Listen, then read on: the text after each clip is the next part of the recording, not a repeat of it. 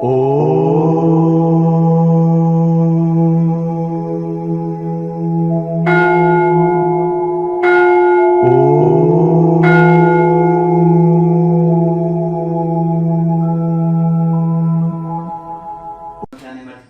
తన్మయత్వ స్థితిలో ధ్యానవస్థలో గడపగలుగుతారు. దానికి మొదలు ఈ యోగం వలన లాభం ఏంటయ్యా అంటే, ఇప్పుడు ఆరోగ్య సమస్యలు ఉన్నాయి. ఈ ఆరోగ్య సమస్యల్ని చక్కబరచడమే కాకుండా మనకు చక్కటి ధ్యాన స్థితిని కలిగిస్తుంది, మనసుకి శాంతిని కలిగిస్తుంది. కనుక మనకు యోగం లేని ధ్యానం కుదరదు. కనుక ఈ రెండింటికి లింక్ ఉంటుంది.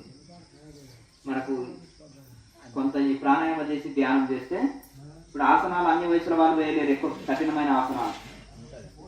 కానీ ఈ ప్రాణాయామం ఎవరైనా చేయొచ్చు, ఎంతటి వృద్ధులైనా చేయొచ్చు. అయ్యా మాట్లాడకండి, ఎంతటి వృద్ధులైనా కానీ ఈ ప్రాణాయామం చేయొచ్చు. ఇంట్లో ఏమి శ్రమ లేదు, దీంట్లో కష్టం లేదు, చాలా సింపుల్గా ఈజీ అన్నమాట. కనుక ప్రాణాయామం ప్రతి ఒక్కరూ చేయగలుగుతారు. కనుక దీన్ని ఎంత ఎక్కువ చేస్తే అంత ఎక్కువ బెనిఫిట్. అప్పుడు మనం చక్కగా మనసే శ్వాస, శ్వాసే మనసు. కనుక ఈ ప్రాణాయామం వలన మనసు లయమై ధ్యాన స్థితి కలుగుతుంది, చక్కటి ఆరోగ్యం లభిస్తుంది. ఇది చాలా సింపుల్ సహజ ప్రాణాయామ,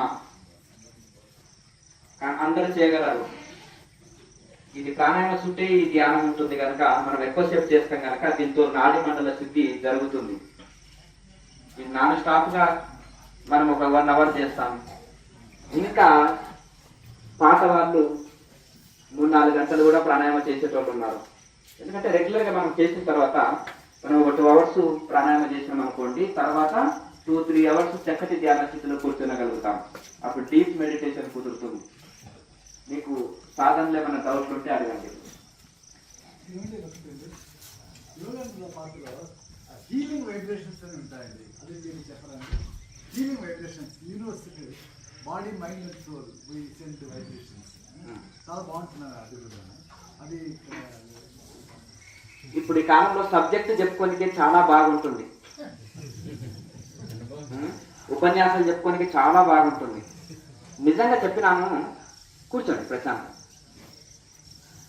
బంగారం మోగదు, కంచు మోగుతుంది. దేనికి విలువ ఎక్కువ? యోగులు ఉపన్యాసం చెప్పలేరు, నిజమైన యోగులు. హిమాలయంలో ఒక స్వామి కొంచెం ఉపన్యాసం వినాలి మీ నుంచి అంటే, మస్తుకున్నారు పోయా మీ దగ్గర టీవీలో చెప్పేటోళ్ళు. అవునా? చాలా బాగా చెప్తారు, పండితులు బాగా వర్ణిస్తారు, పండితులు బాగా వర్ణించి చెప్పగలుగుతారు.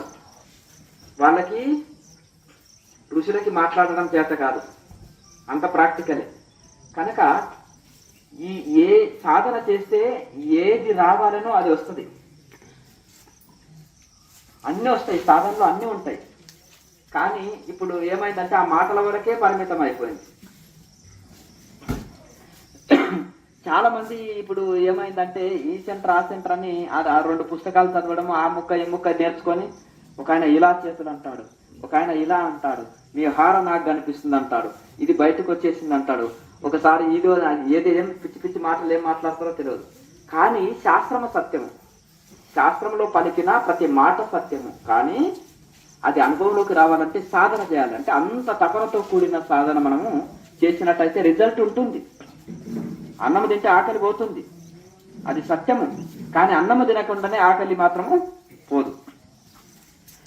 ఒక శాస్త్రంలో జనక చక్రవర్తి 7 ఋషులతో బోధనలు పొందుతాడు. చాలా ఎంతో గొప్పగా ఇది చేస్తాడు. అప్పుడు ఒకసారి యజ్ఞవల్కుడిని పిలిచి కూడా 1000 గోవులు ఇచ్చి 1000 బంగారు పథకాలు ఇచ్చి, ఎవరైతే బ్రహ్మజ్ఞానులో ఈ 1000 గోవులను తోలుకొని వెళ్ళండి అంటే, జనకుడు వచ్చేసి, నాయన మీరు మన ఆశ్రమానికి గోవులు తోలుకొని వెళ్ళండి అంటే, ఇంత 1000 మంది పండితులు ఉన్నారు, మహాస్వామీజీలు ఉన్నారు, బ్రాహ్మణ పండితులు ఉన్నారు, వేద పండితులు ఉన్నారు, వేదాంతులు ఉన్నారు, మీరు ఒక్కరే బ్రహ్మజ్ఞానులు ఎలా అవుతారు? ఇందులో వీళ్ళందరిపైన గెలిచి మీరు మీ ఆశ్రమానికి తీసుకెళ్ళండి, ముందే ఎట్లా తీసుకెళ్తారని కొంతమంది ప్రశ్నించారు. సరే, అందులో కొంత వాదన జరిగినప్పుడు మహా పండితులు, గొప్ప గొప్ప సిద్ధ పురుషులు, యోగులు కూడా యజ్ఞవల్కుడిని ఒప్పుకున్నారు, ఈయన బ్రహ్మజ్ఞాని అని. ఒక్కరిద్దరు ఉంటారు కదా ఛాందస్తవాదులు, అక్కడ తర్కవాదన జరిగింది. అక్కడ ప్రశ్న వేయచ్చు కానీ తర్కం చేయొచ్చు కానీ కుతర్కం చేయకూడదు అనమాట. తర్కంలో కూడా 4-5 రకాలు ఉంటాయి. అలా గొప్ప గొప్ప సిద్ధ పురుషులు గారికి కానీ ఇంకా గొప్ప గొప్ప వాళ్ళు కూడా ఒప్పుకున్నారు. ఆయన ఒప్పుకున్న తర్వాత అంటే అంతమంది గొప్ప మహానుభావుల సాంగత్యము యజ్ఞవల్కుడికి లభించింది, ఇది మన జనకుడికి లభించింది. కానీ ఇంకా ఆయన పూర్తి స్థాయిలో ఆత్మానుభూతి పొందలేదు. ఒక శాస్త్రము చదువుతున్నాడు. ఆయన చదివినప్పుడు అందులో ఏముంది, మనము పూర్వకాలంలో కొన్ని ఉపమానాలు లెక్కన చెప్పుకుంటాం. కొన్ని మనం కౌంట్ చేయాలంటే కొన్నిటిని కొన్ని ఉపమానాలుగా చెప్పుకుంటాం. అయితే పూర్వకాలంలో మనము గుర్రం మీద కూర్చోవాలంటే 2 రికాబులు ఉంటాయి, కాళ్ళు పెట్టుకుంటాం కదా, వాటిని రికాబులు అంటారు. కళ్ళెం ఉంటుంది పట్టుకుంటాం. అయితే 2 కాళ్ళు పెట్టుకోవడానికి ఉంటాయి కదా, అవి రికాబులు అంటారు. ఒక రికాబులో కాళ్ళు పెట్టి మళ్ళీ 2వ కాలు తీసి 2వ రికాబులో కాళ్ళు పెట్టినంత సేపట్లో బ్రహ్మోపదేశం అయిపోతుంది అని ఆ గ్రంథంలో రాయబడింది. అప్పుడు ఆయనకు ఒక సందేహం వచ్చింది. నేను ఇంతమంది ఋషుల దగ్గర బోధనలు విన్నాను, ఇంత ప్రవచనాలు విన్నాను, ఇంత సాధన చేస్తున్నా, ఇంకా నేను పూర్ణానుభూతి పొందలేదే, అసలు ఈ శాస్త్రం సత్యమా కాదా అని ఆయనకు డౌట్ వచ్చింది. వచ్చి మహావేద పండితులని, ఎవరన్నా స్వామీజులని, ఆ రాజ్యంలో ఎవరు వెళ్తున్నా వాళ్ళని పిలిచేది. మహాత్మా ఈ గ్రంథం చదవండి అని అండర్లైన్ చేశాడు. అక్కడ అండర్లైన్ చేసినప్పుడు కరెక్ట్ ఆ పేజీలో ఆయన అండర్లైన్ చదివాడు. ఇది సత్యమా అని అన్నారు. సత్యం అండి, ఇది ఋషి వాక్కు అన్నారు. మరి మీరు నిరూపించగలరా అన్నారు. అయ్యో నా వల్ల కాదండి, కానీ ఇది సత్యం అన్నారు. మరి లేదంటే దాన్ని పెన్నుతోటి కొట్టివేయండి, ఇది తప్పు అని అంటారు. అయ్యో దోషం వస్తుందండి, ఇది ఋషులు రాసిన గ్రంథము, దీన్ని కొట్టివేస్తే దోషం వస్తుంది, లేదంటే నిరూపించండి అంటారు. అంటే ఇది నా వల్ల కాదండి అంటే తీసుకుపోయి వీళ్ళని జైల్లో పెట్టండి అని అట్లా ఒక 10,000 మందిని, సన్యాసులని, స్వాములని, వేద పండితులని అందరినీ తీసుకుపోయి, ఎవరు స్వాముల్లాగా భక్తుల్లాగా కనిపించారనుకో పెద్ద పెద్ద నామాలు పెట్టుకొని తీసుకుపోయి ఆ పుస్తకం ముందర పెట్టడం మొదలు గౌరవంగా, చాలా గొప్ప మంచి వినయ సంపన్నుడు మహాత్మా అంటారు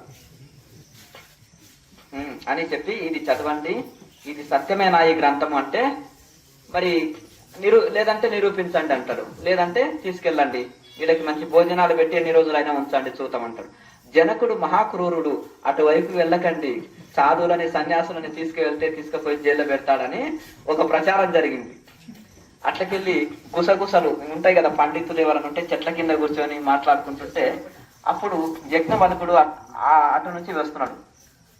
అయ్యా మీరు సాధువులాగా కనిపిస్తున్నారు, పోయి జనకుడి రాజ్యంకి ఎందుకు వెళ్తున్నారంటే, ఎందుకు నాయన ఏమైంది, మీరు చూస్తే బ్రాహ్మణ పిలకలు ఉన్నాయి, పెద్ద పెద్ద పిలకలు ఉన్నాయి, బ్రాహ్మణ పండితులు ఉన్నారు, మీరేనా ఈ మాట మాట్లాడేది, జనకుడికి చాలా పేరుంది, 7 ఋషులతోటి బోధనలు విన్నాడు, దాన ధర్మాలు చేస్తాడు, చాలా మంచి సేవాపరుడు, సాధువులు సత్పురుషులు అంటే గౌరవాన్ని విన్నా తప్ప మీరేదో కొత్తగా చెప్తున్నారు ఏంటిదంటే, లేదు ఈ మధ్యలో ఆయన ఇట్లా ఈ విధంగా సాధువుని బంధిస్తున్నాడంటే, అప్పుడు ఏంటి విషయం అంటే ఒక గ్రంథం చేతులు పెడతాడు, అది నిరూపించమంటాడు, లేదంటే ఇది చేస్తా అంటే, సరే నన్ను ఒక చిన్న డోల కట్టుకొని అందులో తీసుకుని వెళ్ళి ఆయన ముందల్నే దించండి, మమ్మల్ని కూడా పట్టుకుంటాడంటే మిమ్మల్ని నేను విడిపిస్తాను నాది పూజ అని ఆయన వాగ్దానం చేసి తీసుకెళ్తాడు.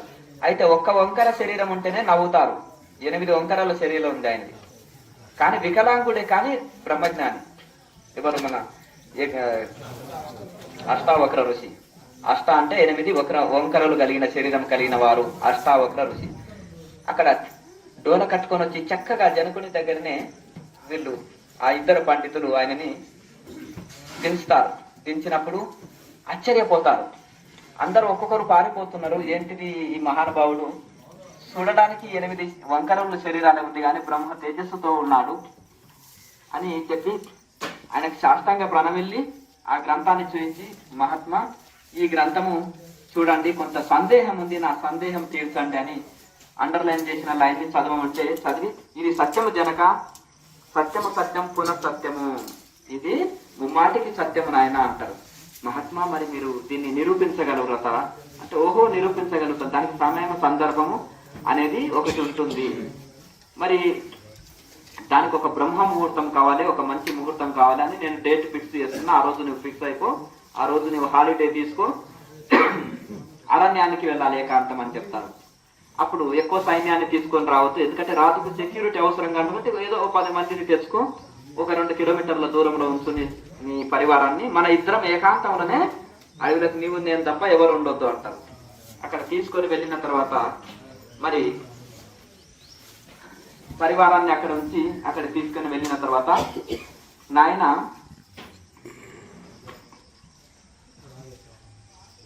తెలుసుకునేవారు శిష్యుడు, బోధించేవాళ్ళు గురువు. తెలుసు కదా నియమం అంటే, ఆ తెలుసు గురుదేవా, మీరు ఏది చెప్తే అది చేస్తాను. మరి గురుదక్షిణ ఏమి ఇవ్వవా నాకు అంటారు. ఏమి ఇవ్వాలి చెప్పండి, రాజ్యమే రాసిస్తున్నానని ఒక రాగి రేఖ మీద సంతకం చేసి ఆయన జోలిలో వేస్తాడు. నేనేం చేసుకుంటాను ఆయన ఈ రాజ్యం?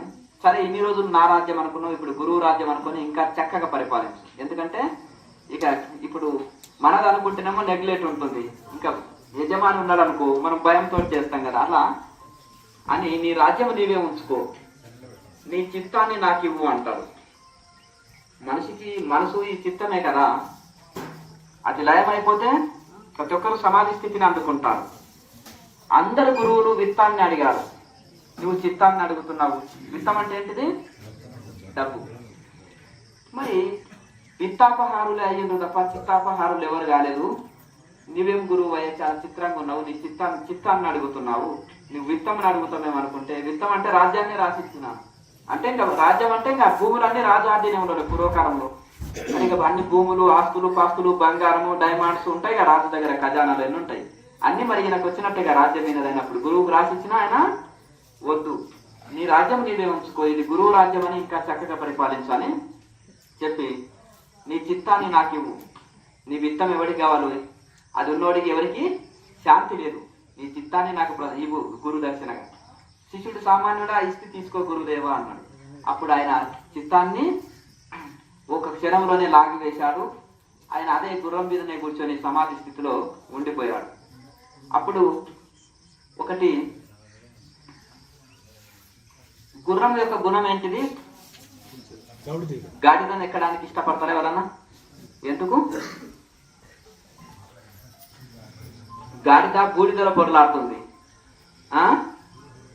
అది శరీరాన్ని పట్టించుకోదు.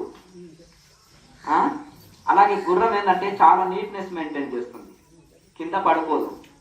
కింద పడుకుంటే ఏమైతే అది మట్టి అంటుతుంది, గుర్రము కింద పడుకోదు. అందుకని గుర్రం ఎప్పుడు నీట్గా ఉంటుంది, ఎందుకంటే దుమ్ము డస్ట్ అంటుకోదు దాని శరీరానికి. ఇంకొకటి, నిలబడే తింటుంది, నిలబడే నిద్రపోతుంది గుర్రం. అలాగే మంచి భోజనం కావాలి గుర్రానికి, అవునా? ఎండుగడ్డి తింటుందా? తినదు. మంచి నానబెట్టిన ధాన్యాలైనా పచ్చి గడ్డి అయినా కావాలంతే. అలాగే ఆ గుర్రము నిలబడి నిద్రపోతుంది కనుక, మరి ఆ 4 రోజులు గుర్రం ఎలా ఉన్నది అడవిలో అంటే, అది నిలబడి భోంచేస్తుంది, నిలబడి నిద్రపోతుంది కనుక రాజుగారి ఆజ్ఞ వింటది. ఎందుకంటే అది శిక్షణ పొందిన గుర్రం కనుక అది కదలమంటేనే కదులుతుంది, కదలొద్దంటే అట్లే ఉంటుంది. అందుకని 4 రోజులు కదలకుండా గుర్రము రాత్రిపూట నిలబడే నిద్రపోయింది, రాత్రిపూటే తిన్నది, అలాగే కదలకుండా ఉన్నది. ఆ స్టోరీ భలే ఉంది అండి. గుర్రం 4 రోజులు కదలకుండా ఎట్లుంటుంది? పారిపోదు అంటే, గాడిద అయితే పారిపోతుంది, కింద వేసిపోతుంది. అట్లా కాకుండా గుర్రం కాబట్టి శిక్షణ పొందింది, అది నిలబడి నిద్రపోతుంది, నిద్రపడి కూర్చుంటుంది. మంచి అందరికి టిఫిన్ ఉంది, చేసి వెళ్ళండి, అర్జెంట్ వెళ్ళే వాళ్ళంటే టిఫిన్ చేసి వెళ్ళండి, వేడి వేడిగా ఇప్పుడే చేశారు కనుక. ఆ విధంగా కూర్చున్న తర్వాత 4 రోజులు అయిన తర్వాత సైన్యం అక్కడ ఉన్నారు కదా, ఏదో గురువు ఉపదేశం చేస్తున్నాడు, 1 గంటలో వస్తాడు, 2 గంటలు వస్తాడు, రాజుగారు అందించారు. మధ్యాహ్నం అయింది, సాయంత్రం అయింది, రాత్రి అయింది, రాలేదు. 2వ రోజు ఉదయం వాళ్ళకి భయం చుట్టుకున్నది, ఏమైంది మా రాజుగారికి అని వెళ్ళారు. వెళ్ళిన తర్వాత వెళ్ళి అక్కడికి రాజుగారు అక్కడే అలాగే విగ్రహం లాగా మనము ఫోటోలో చిత్రీకరించిన బొమ్మ ఉంటుంది కదా, పెయింటింగ్ వేసిన బొమ్మ లాగా అలాగే నిలిచిపోయారు.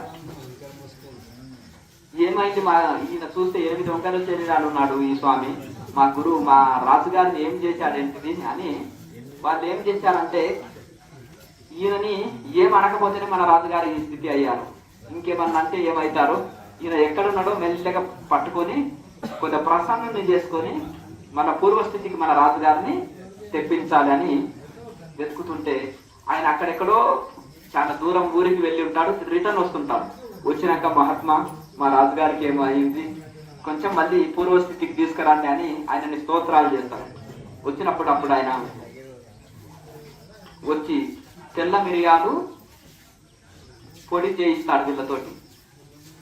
వెన్న ఉంటుంది కదా, కాస్త వెన్న తీసుకొని రెండింటిని బాగా కలిపి ఆయన సహస్రారంలో ప్రాణము స్థిరమయ్యి కిందికి దిగట్లేదు. అప్పుడు దాన్ని మళ్ళీ పైకి అక్కడ మర్దన చేసి ఆయన యొక్క మేరుదండానికి మర్దన చేసి ఆ సుష్మన్ నాడి ఎక్కడ ఉంటుందో గురువుకు తెలుసు, దాన్ని పట్టుకొని నొక్కేస్తాడు. అప్పుడు మళ్ళీ బహిర్ముఖం చేయగలుగుతాడు. అంటే గురువు అంతర్ముఖం చేయగలుగుతాడు, తిరిగి బహిర్ముఖం చేయగలుగుతాడు. దీనికి ఉపమానాలు అక్కడక్కడ ఉన్నాయి. అర్జునుడికి జరిగింది, ఎవరికి?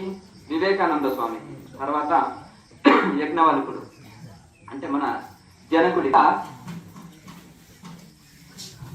గురువుకు లోపలికి తీసుకెళ్లడం తెలుసు, మళ్ళీ బహిర్ముఖం చేయడం తెలుసు. అయితే ఆ విధంగా మనకు ఈ రెండు పోవడం, ఇప్పుడు అభిమన్యుడికి ఏం తెలుసు? పోవడమే తెలుసు, రావడం తెలియదు. కానీ మనము పోవడం రావడం రెండు తెలుసుకోవాలన్నమాట. కనుక ఆ విధంగా మళ్ళీ ఆ జనకుణ్ణి బహిర్ముఖం రప్పించిన తర్వాత అప్పుడు ఇద్దరి మధ్యన సంవాదం జరుగుతుంటుంది. అదే యజ్ఞవల్క అష్టావక్ర గీత. అష్టావక్రుడి మధ్యన ఈ యొక్క జనకుడి మధ్యలో జరిగిన సంవాదాన్నే అష్టావక్ర గీత. ఇప్పుడు భగవద్గీత ఉంది. అర్జునుడు అజ్ఞాని, కృష్ణుడు జ్ఞాని. జ్ఞానికి అజ్ఞానికి మధ్యలో జరిగిన సంవాదన భగవద్గీత. ఇద్దరు జ్ఞానుల మధ్యలో జరిగిన సంవాదన అష్టావక్ర గీత. ఇప్పుడు శిష్యుడు జ్ఞాని అయిపోయాడు, గురువు జ్ఞాని. ఇద్దరి మధ్యలో జరిగిన సంవాదననే యొక్క అష్టావక్ర గీత. కనుక ఈ విధంగా మనము ఈ శాస్త్రం అనేది సత్యము, కానీ దాన్ని మనం సాధన చేస్తున్నప్పుడు అది ఒకసారి మనకు నిరూపణలోకి వస్తుంది. శాస్త్రం అనేది థియరీ, సాధన అనేది ప్రాక్టికల్. యోగ శాస్త్రం అనేది ప్రాక్టికల్, వేదాంత శాస్త్రం అనేది థియరీ. అందుకని వివేకానంద స్వామి అనుష్ఠాన వేదాంతం అంటారు. అంటే ప్రాక్టికల్తో కూడిన మనకు వేదాంతం కావాలి. కనుక థియరీ ప్రాక్టికల్ కావాలి. మనకు సాధన అనేది చాలా ముఖ్యం అన్నమాట.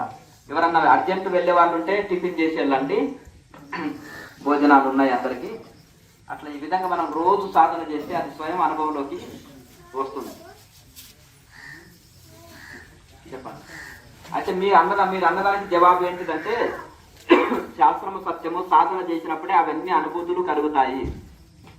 అద్భుతమైన ఎన్నో ఉన్నాయి, కానీ ఇప్పుడు ఆ పుస్తకాలు చదివే వరకు, చెప్పుకునే వరకు చదివి తృప్తి పడుతున్నాము, ఉపన్యాసాలు చెప్పుకొని తృప్తి పడుతున్నాము, కానీ సాధనలో డీప్గా వెళ్ళట్లేదు. అక్కడ ఇప్పుడు పొరపాటు జరిగేది ఏంటంటే ఇది జరుగుతుంది. చెప్పండి. జ్ఞానం యొక్క ప్రాథమిక సూత్రం ఆలోచన నిరోధించమా లేకుంటే కొత్త విషయాలు? జ్ఞానం నిర్విషయం మనః.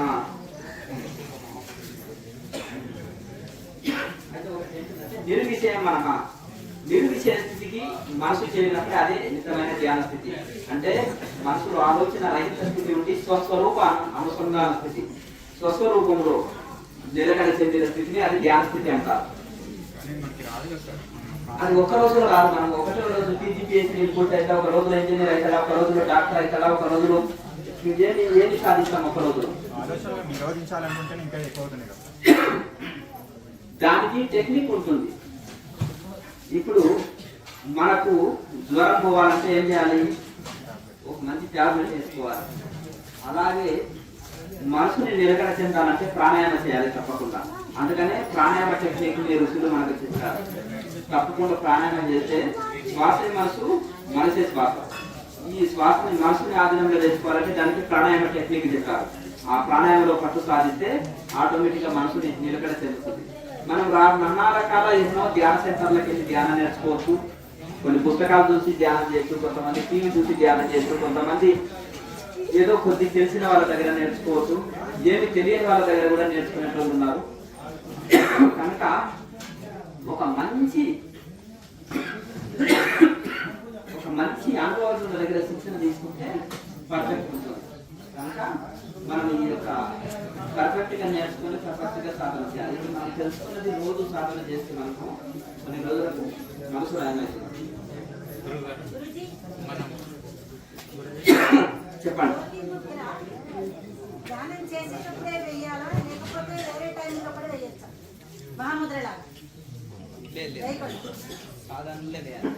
ఇక్కడ మనము 6 ముద్రలు చేసిన తర్వాత జ్యోతి ముద్ర వేసి ధ్యానం చేయాలి. మహాముద్ర మనం ఫ్రీ టైంలో కూడా చేసుకోవచ్చు, శరీరం రిలాక్స్ కోసం. జ్యోతి ముద్ర మాత్రము 6 ముద్రలు వేసినాక జ్యోతి ముద్ర వేసి అప్పుడు ధ్యానం చేయాలి. ఆహార నియమాలు మరియు మీరు ఫ్లవర్స్ తింటారు, ఏ ఫ్లవర్స్ తింటారు? ఏదైనా తినవచ్చు, ఫ్లవర్స్ ఏదైనా అది తినమని నేను ఎందుకు చెప్తాను? మీకు నచ్చిన శాకాహారం ఏదైనా తినండి, మిగతా ఆహారం